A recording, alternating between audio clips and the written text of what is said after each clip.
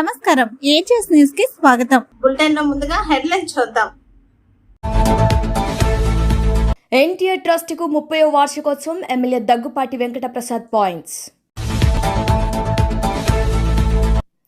AP సచివాలయానికి bill gates బృందం. కాంగ్రెస్ బీజేపీకి అమ్ముడుపోయిన బీఆర్ఎస్ కౌన్సిలర్పై మండిపడుతున్న ఓటర్లు. ఏఐపై చర్చించేందుకు ప్రపంచాన్ని ఏకం చేస్తున్నాం మోదీ.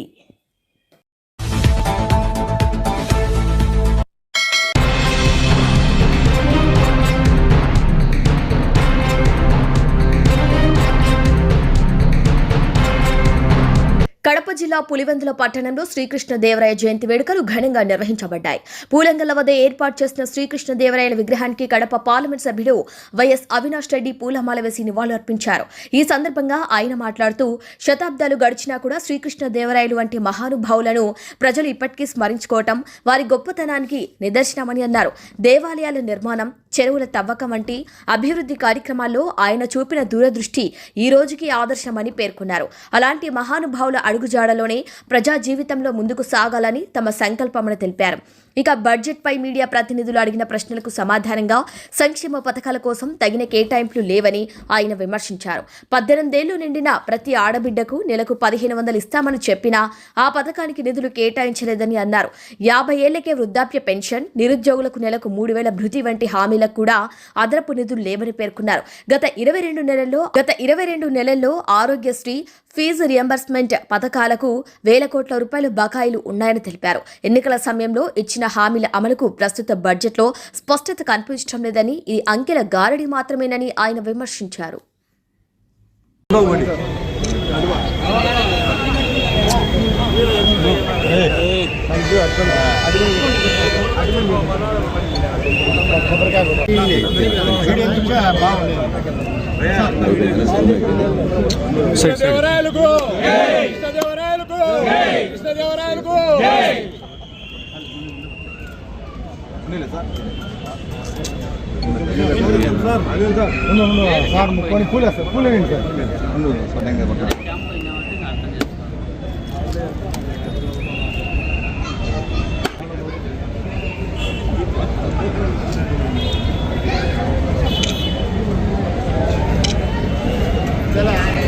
శ్రీకృష్ణదేవరాయలకు శ్రీకృష్ణదేవరాయలకు శ్రీకృష్ణదేవరాయలకు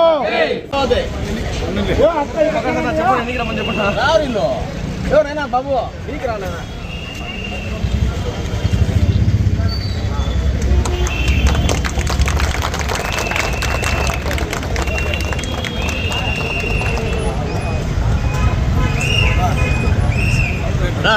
ప్రధాన కొంచెం పక్కన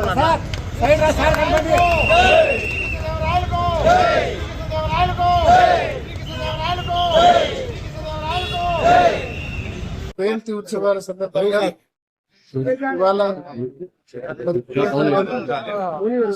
దేవరాయలు గారి విగ్రహం వద్ద స్థానిక ప్రజలందరి సమక్షంలో ఘనంగా గుర్తు చేసుకోవడం జరిగింది. జయంతి వేడుకలు జరపడం జరిగింది. ముఖ్యంగా తన వ్యక్తి చనిపోయి ఎన్నో సంవత్సరాలు అయినప్పటికీ కూడా, ఆయన జన్మించి 556 సంవత్సరాలు అయినప్పటికీ కూడా ఇప్పటికి కూడా ఆయనను మనం స్మరించుకుంటున్నామంటే ఎన్ని గొప్ప పనులు ఆయన చేసిండాలా. ఇవాళకి కూడా ఆలయాలు నిర్మించాలన్నా, చెరువులు తవ్వాలన్నా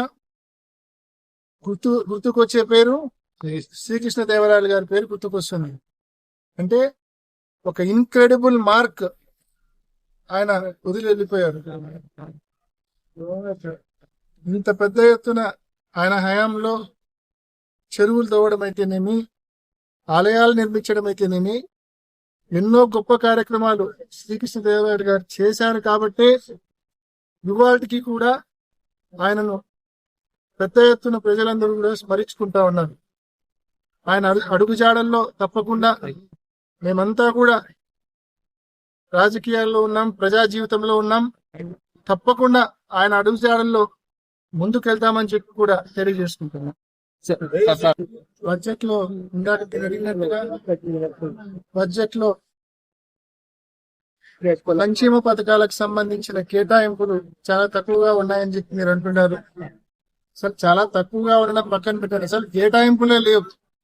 ఆడబిడ్డని ఏదైతే 18 ఏళ్లు దాటిన ఆడవారందరికీ కూడా నెలకు 1500 రూపాయలు చొప్పున ఏడాదికి 18,000 ఇస్తామన్నారు. ఆ పథకానికి ఒక్క రూపాయి కూడా కేటాయించలేదు. 50 ఏళ్లకే పెన్షన్ ఇస్తానని ఏదైతే చెప్పారో దానికి ఒక్క రూపాయి కూడా అదనంగా కేటాయించలేదు. నిరుద్యోగులకు నెలకు 3,000 రూపాయలు నిరుద్యోగ వృత్తి ఇస్తామని చెప్పినారు ప్రతి నిరుద్యోగికి కూడా, దానికి ఒక్క రూపాయి కేటాయించలేదు. ఇలా ఎన్నో పథకాలకు ఒక్క రూపాయి కేటాయించలేదు. పైపెచ్చు ఆరోగ్యశ్రీ, ఫీజు రియంబర్స్మెంట్ వంటి పథకాలకు కూడా వేల కోట్ల రూపాయల బకాయిలు పెట్టారు ఈ 22 మాసాల్లో. ఆ బకాయిలు చెల్లించే పరిస్థితి కూడా లేదు.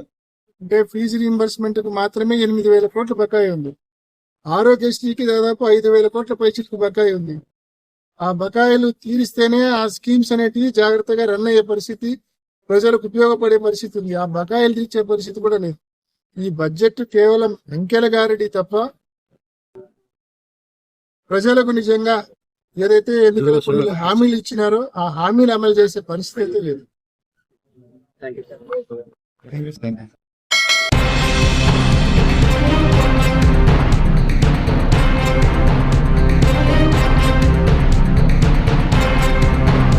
ఢిల్లీలో ఇవాల్టి నుంచి జరిగే ఏఐ ఇంపాక్ట్ సమ్మిట్ కు వస్తున్న వరల్డ్ లీడర్లు, పారిశ్రామిక దిగ్గజాలు, ఆవిష్కర్తలు, పరిశోధనకు ప్రధాని మోదీ స్వాగతం చెబుతూ ట్వీట్ చేశారు.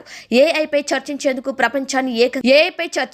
ప్రపంచాన్ని ఏకం చేస్తున్నాం. అందరికీ సంక్షేమం, అందరికీ సంతోషమే ధ్యేయంగా సర్వజన హితం, సర్వజన సుఖం థీమ్తో ఈ సమ్మిట్ నిర్వహిస్తున్నాం. ఏఐ వినియోగంలో భారత్ ముందుంది అని పేర్కొన్నారు. तो ये बैलेंस एज एन इकोसिस्टम हम सब पे ये रिस्पॉन्सिबिलिटी है और जोर है कि हम ये बनाए रखें कि छोटी कंपनियां बनती रहें और छोटी कंपनियां बड़ी भी होती रहें और फिर नई छोटी कंपनियां भी आती रहे, राइट।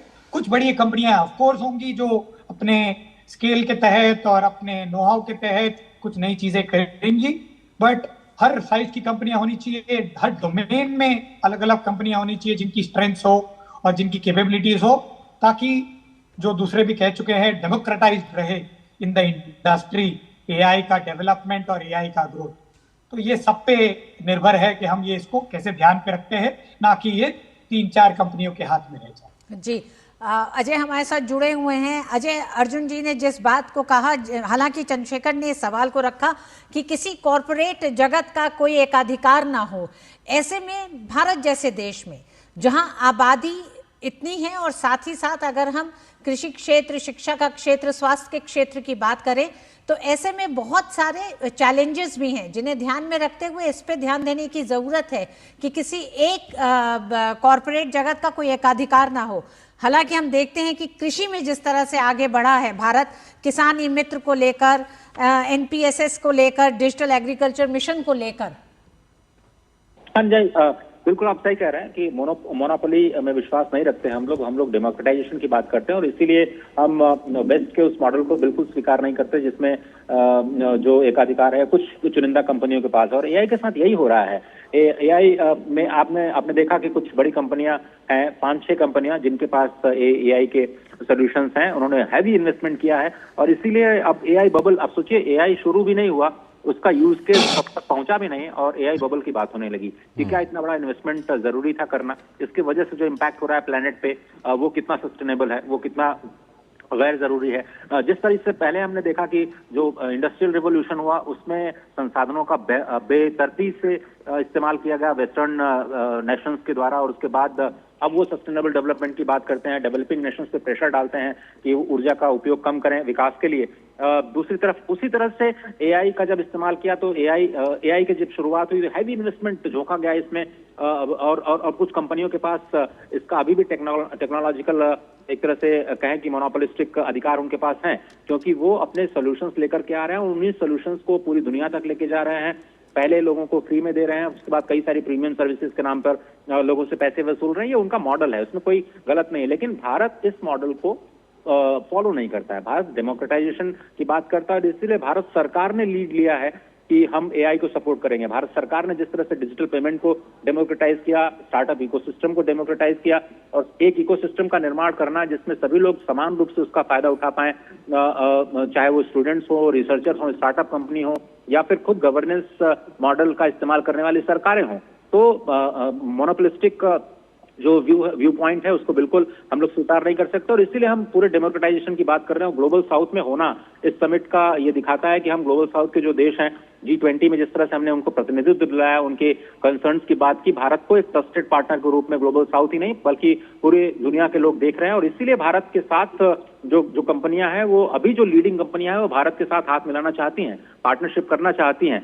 और थोड़ा सा मुझे लगता है कि अब आप लोगों को इस बहस को थोड़ा सा मोड़ देना चाहिए उस बड़े बयान की तरफ भी, जहां आज अश्विनी वैष्णव साहब ने कहा कि जो ये बड़ी कंपनियां हैं या फिर जो OTT प्लेटफॉर्म्स हैं जिन पे हम कंटेंट क्रिएट कर रहे हैं एआई का इस्तेमाल करते हुए, वे कल्चरल कॉन्टेक्स्ट में लेते हुए जो स्थानीय कानून है उसका पालन करते हुए किसी भी देश में काम करें। और ये भी एक डेमोक्रेटाइजेशन का तरीका है कि आप अपने रेगुलेशंस को अपने तरीके से, जहां पर आप लिस्टेड हैं या जहां आपने को इनकॉर्पोरेट किया है, उसकी बात नहीं कर सकते जिस मोनोपोलिस्टिक कल्चर की आप लोग चर्चा कर रहे हैं। तो स्पष्ट तौर पर सरकार ने ये संदेश दे दिया है कि आपको जो देश के लोकल कानून है उसके तहत काम करना होगा। OTT कंटेंट की बात करें तो जो कल्चरल कॉन्टेक्स्ट है उसको ध्यान में रख करके ऐसे कंटेंट को प्रमोट करना होगा जहां पर किसी भी कल्चरल एस्पेक्ट को धक्का न लगे।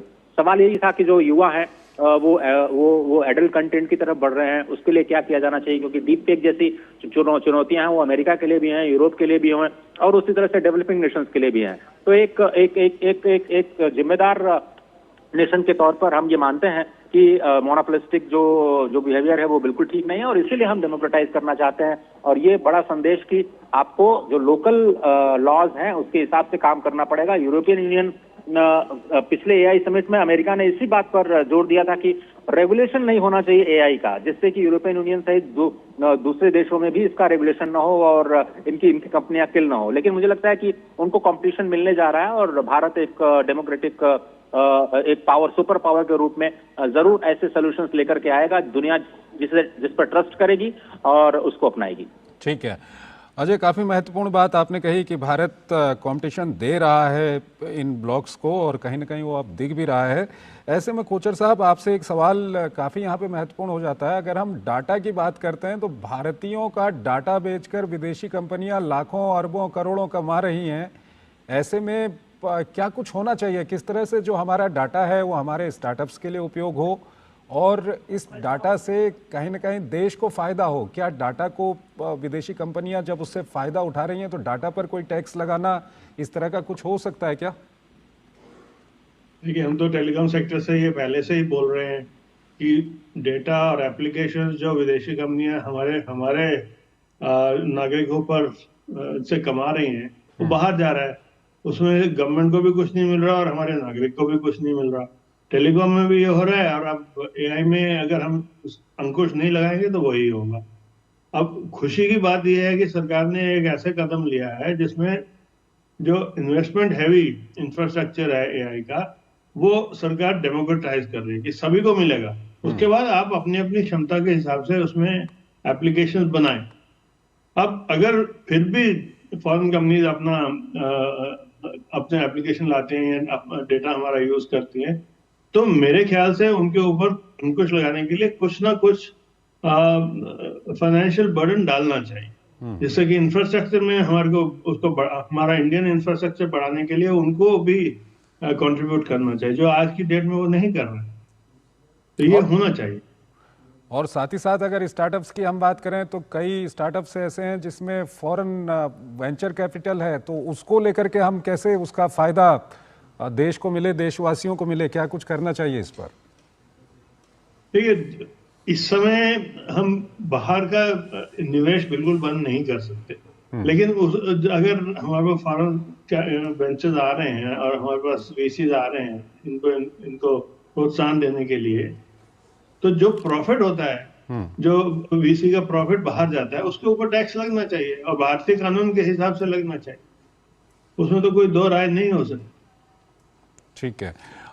अजय, आप हमारे साथ बने हुए थे और अभी आप जिस बात को कह रहे थे कि आज केंद्रीय सूचना प्रसारण मंत्री अश्विनी वैष्णव ने एक तरह से दुनिया को और OTT प्लेटफॉर्म्स पे जो सामग्री दी जा रही है उसे लेके भी सतर्क रहने का एक तरह से उन्होंने कहा है कि सभी सतर्क रहें, क्योंकि आने वाले समय में OTT प्लेटफॉर्म पर ये ध्यान रखना होगा कि जिस देश में वो सामग्री परोसी जा रही है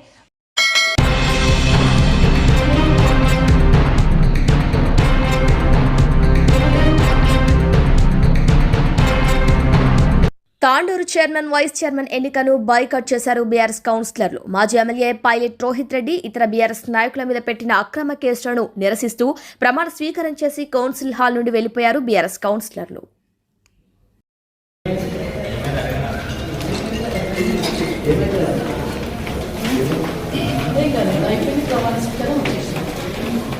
సో దాని ద్వారా సర్కారు వచ్చేసినాం.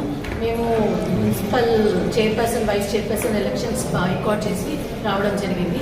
మొన్న ఏదైతే ఫలితాలను మ్యానిపులేట్ చేద్దామని ఎమ్మెల్యే గారు కౌంటింగ్ సెంటర్కి ఫలితాలు విడుదల ముందు ఎంటర్ అయ్యారో దాని ద్వారా రోహిత్ రెడ్డి గారు కానీ ఇతర టీఆర్ఎస్ కార్యకర్తలు రావడం దాన్ని 132 సెక్షన్ కింద నాన్ బెయిలబుల్ కేసు చేయడం జరిగింది. ఏదైతే రాజ్యాంగం అధికారులకే ఉన్నదా అది అధికార పార్టీకే ఉన్నదా, వాళ్ళు ఎంటర్ అయినప్పుడు తప్పులేంది, పోలీసులు వీళ్ళు ఎంటర్ చేయడం వల్ల అబ్జెక్షన్ తెలియజేయడంలో అలాగే ఫలితాలు విడుదల కాకముందు మ్యానిపులేట్ చేద్దామన్న ఉద్దేశంతో రావడం జరిగింది. దాన్ని ఉద్దేశించుకొని ఈరోజు మేము చైర్పర్సన్ వైస్ చైర్పర్సన్ని ఎలక్షన్స్ని బైకాట్ చేస్తున్నాం.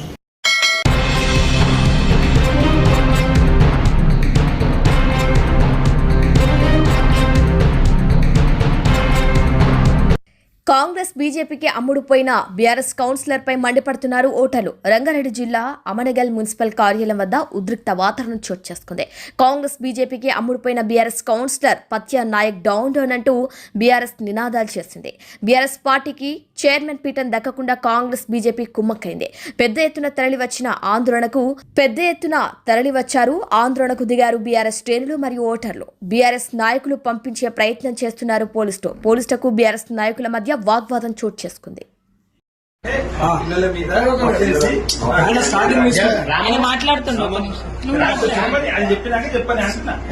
శివరాత్రి సందర్భంగా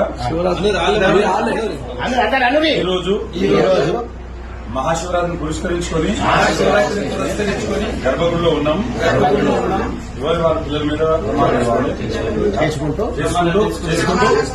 మనమందరము పార్టీ ఆదేశించిన మేరకు చైర్మన్ వైస్ చైర్మన్ ఎన్నికల్లో పాల్గొని న్యాయం చేయాలని ప్రమాణం చేస్తున్నాను. చైర్మన్ గా పాపిశెట్టి రాము, వైస్ చైర్మన్ గా పత్యనాయక్ అని నేను, మేమందరం ముక్కుముడిగా మేము రేపు చైర్మన్ పదవిని కైవసం చేసుకుంటున్నాం.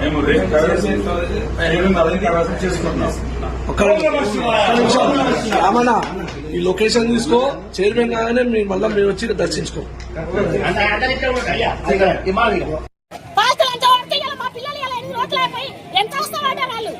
ఇలా మమ్మల్ని ఘోరం చేసి నడి రోడ్డు మీద కన్న కష్టపడి ఓట్లు వేయించే వాళ్ళకి పత్త నాయకునికి ఎవరిని కాదు, పత్త నాయకులు అమ్మడం వైద్య పెళ్ళని నమ్ముకోవాలి.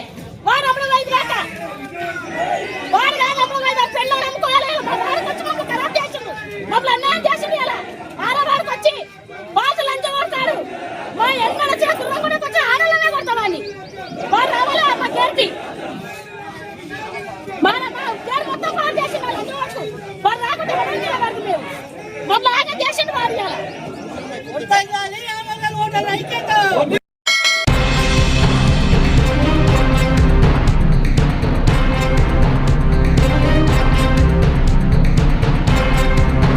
తెలంగాణ ఆర్టీసీపై మహాలక్ష్మి భారం పడింది. గతంలో ఏడాది కోసం ఇచ్చే రాయితీ ఇప్పుడు మహాలక్ష్మి పథకం వల్ల కేవలం ఒక్క నెల కూడా సరిపోవటం లేదని కార్మిక సంఘాలు ఆందోళన వ్యక్తం చేస్తున్నారు. గతంలో ఆర్టీసీ ప్రయాణికులకు ఏడాది 404 కోట్ల రాయితీ ఇచ్చే క్రమంలో మహాలక్ష్మి పథకం వల్ల ఇప్పుడు ప్రయాణికులకు నెలకు 390 కోట్లు ఖర్చు చేసింది కాంగ్రెస్ ప్రభుత్వం. 2023 డిసెంబర్ నెల నుండి 2025 డిసెంబర్ వరకు మహాలక్ష్మి పథకం కింద దాదాపు 8,578.07 కోట్లు అంటే నెలకు 357 కోట్ల ప్రయాణాలు చేసినట్లు ఆర్టీసీ తెలిపింది. మహాలక్ష్మి పథకం కింద ప్రభుత్వం చెల్లిస్తున్న బకాయిలు నిర్వహణకే సరిపోతున్నాయని, ఇలాగే కొనసాగితే ఆర్టీసీ మనుగడ కష్టమని ఆందోళన వ్యక్తం చేస్తున్నారు ఆర్టీసీ కార్మిక సంఘాలు.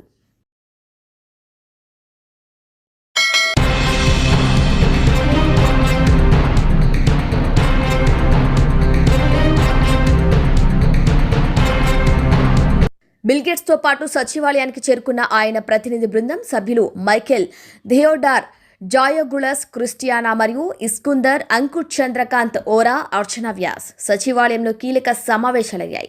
సీఎం చంద్రబాబుతో బిల్గేట్స్ భేటీ అయిన నేపథ్యంలో రాష్ట్రంలో అమలవుతున్న సాంకేతిక ఆధారిత పాలన విధానాలు, డేటా ఆధారిత నిర్ణయ వ్యవస్థలపై చర్చ జరిగింది. ప్రత్యేకంగా AP real time governance society వ్యవస్థ పనితీరుపై అధికారులు ప్రజెంటేషన్ ఇచ్చారు. ప్రజా సేవల అందుబాటులో, సంక్షేమ పథకాల మానిటరింగ్, రియల్ టైమ్ డేటా వినియోగం వంటి అంశాలను గేట్స్ పరిశీలించారు. వ్యవసాయ రంగంలో డ్రోన్లు, ఏఐ, డిజిటల్ అగ్రి సొల్యూషన్స్ వినియోగంపై కూడా సమీక్ష నిర్వహించారు. ఆరోగ్యం, పోషణ, విద్యారంగాల్లో గేట్స్ ఫౌండేషన్ భాగస్వామ్యాన్ని మరింత విస్తరించే అవకాశాలపై చర్చలు జరిగాయి. రాష్ట్ర అభివృద్ధి దిశగా రూపొందించిన స్వర్ణాంధ్ర విజన్ 2047 పై ముఖ్యమంత్రి ప్రత్యేక ప్రజెంటేషన్ ఇచ్చారు.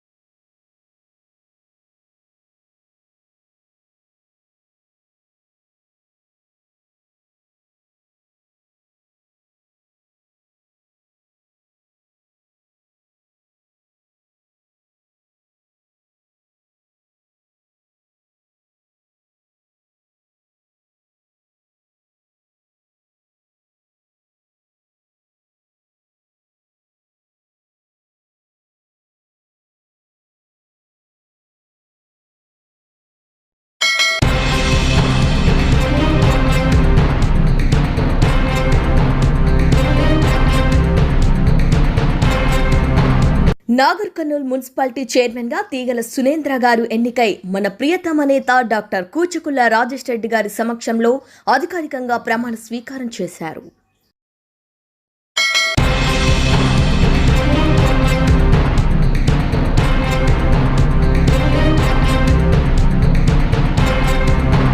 ముఖ్యమంత్రి సహాయ నిధి అనేది పేద వర్గాలకి ఒక వరంలాగా మారింది.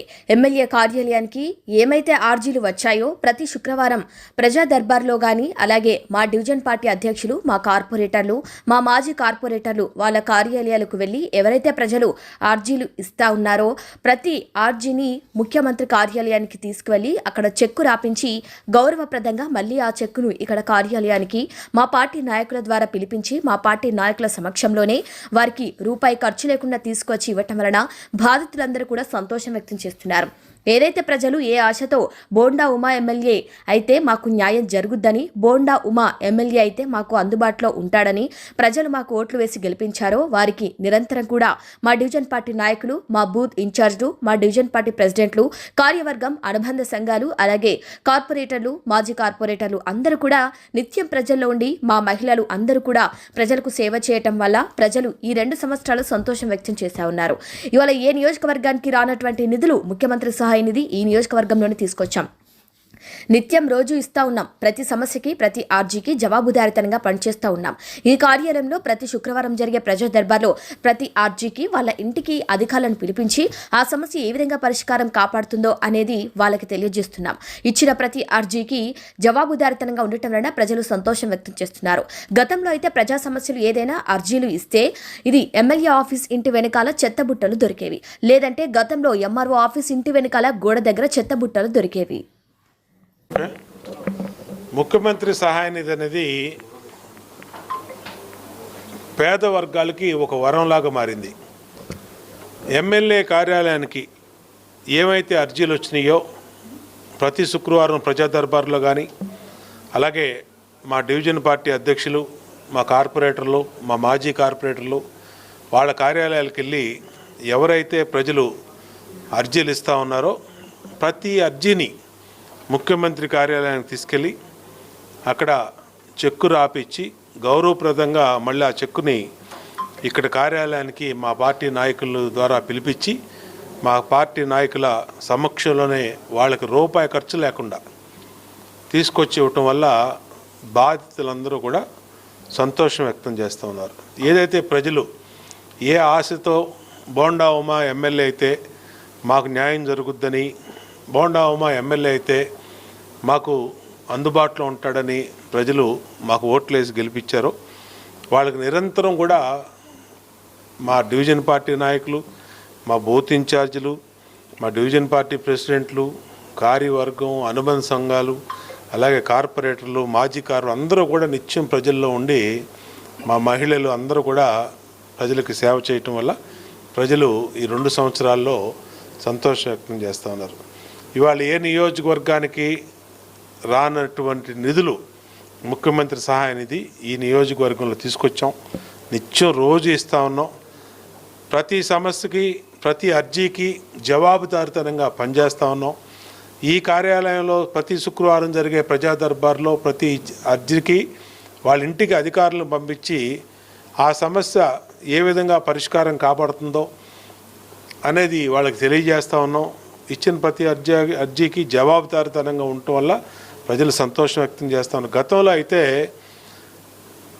ప్రజా సమస్యలు ఏదైనా అర్జీలు ఇస్తే అది ఎమ్మెల్యే ఆఫీస్ ఇంటి వెనకాల చెత్తబుట్టలు దొరికాయి, లేదంటే గతంలో ఎంఆర్ఓ ఆఫీస్ ఇంటి వెనకాల గోడ చెత్తబుట్టలు దొరికాయి.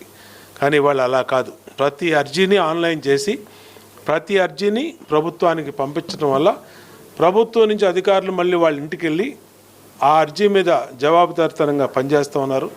ముఖ్యమంత్రి సహాయ నిధి గతంలో కూడా రికార్డు స్థాపించాం. ఈసారి కూడా ఈ 20 నెలలు ఇప్పటికీ అత్యధిక మొత్తంలో డబ్బులు తీసుకొచ్చి ప్రజలకి చెక్కులు ఇస్తూ ఉన్నాం. రేపు రాబోయే మిగతా 3 సంవత్సరాలు కూడా ఇంతకన్నా బాధ్యతగా పనిచేసి మా డివిజన్ నాయకులు, మా బూత్ నాయకులు, మా కార్పొరేటర్లు, మా డివిజన్ పార్టీ అధ్యక్షులు అందరూ కూడా పనిచేసి ప్రజలకు అందుబాటులో ఉంటామని తెలియజేస్తూ, ప్రజలందరికీ కూడా మీరు ఏ నమ్మకంతో మమ్మల్ని గెలిపించారో ఆ నమ్మకాన్ని వమ్ము చేయకుండా నిరంతరం కూడా మీకు అందుబాటులో ఉండి పనిచేస్తామని తెలియజేస్తాం.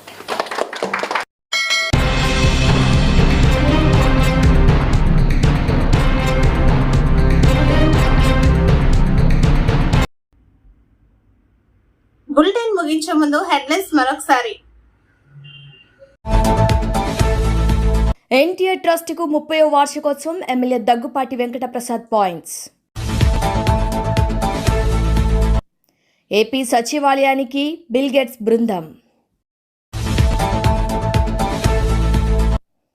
కాంగ్రెస్ బీజేపీకి అమ్ముడుపోయిన బీఆర్ఎస్ కౌన్సిలర్పై మండిపడుతున్న ఓటర్లు. ఏఐపై చర్చించేందుకు ప్రపంచాన్ని ఏకం చేస్తున్నాం మోదీ.